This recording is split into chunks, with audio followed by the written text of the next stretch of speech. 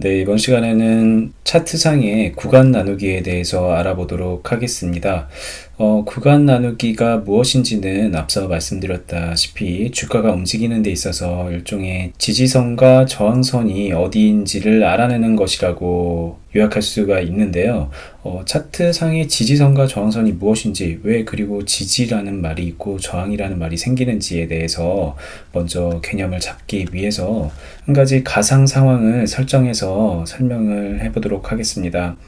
보다시피 선이 있는데 이 선은 일종의 건물에 있어서 천장과 바닥이라고 생각을 하시면 될 것 같고요.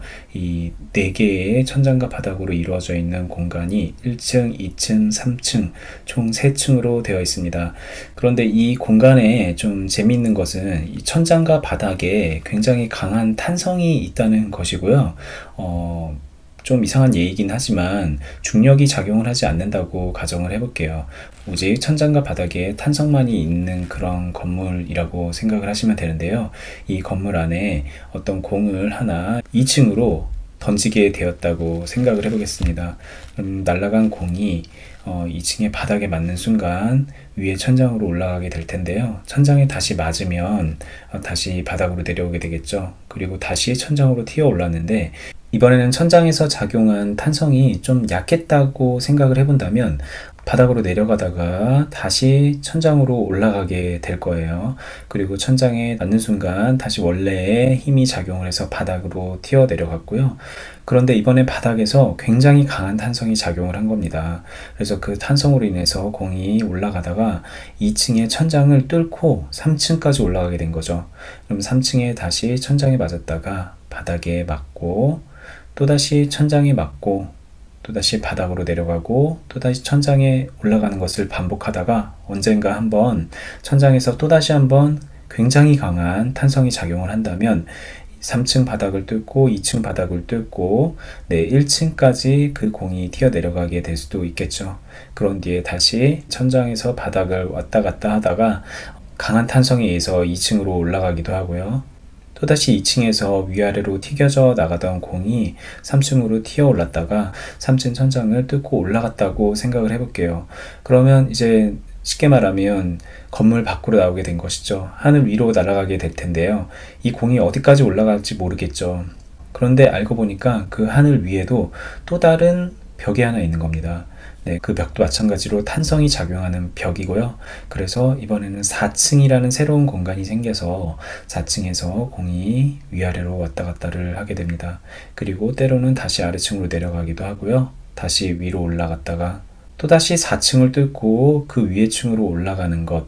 네, 이 공의 흐름이 일반적인 주가의 흐름이라고 생각을 하시면 됩니다. 제가 이렇게 에둘러서 설명을 했던 이유는요.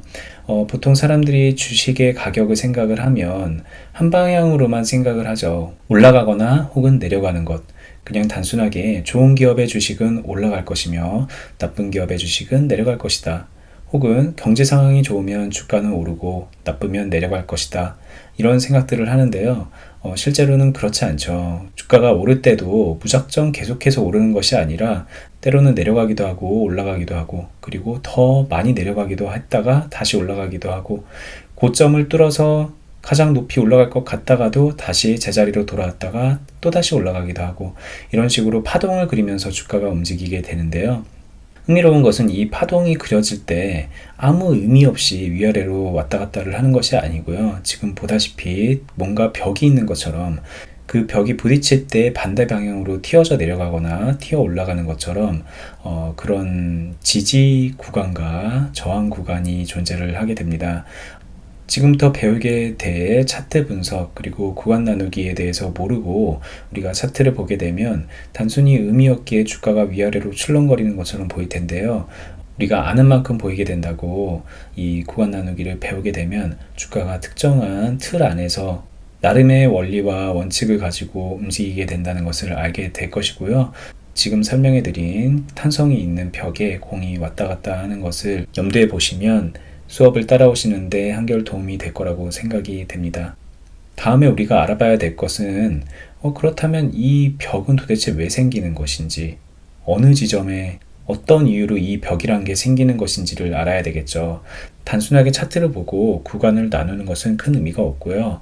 어떤 이유로 벽이 생기며 그 벽이 어느 정도의 탄성으로 작용을 할 것인지에 대해서 알아야 보편적으로 모든 주식에 이 원리를 적용할 수가 있을 테니까요. 다음 수업 잘 들어보시고요. 그리고 뒤이어서 차트 나누기에 대한 기술적이고 실질적인 수업 따라오시기 바랍니다.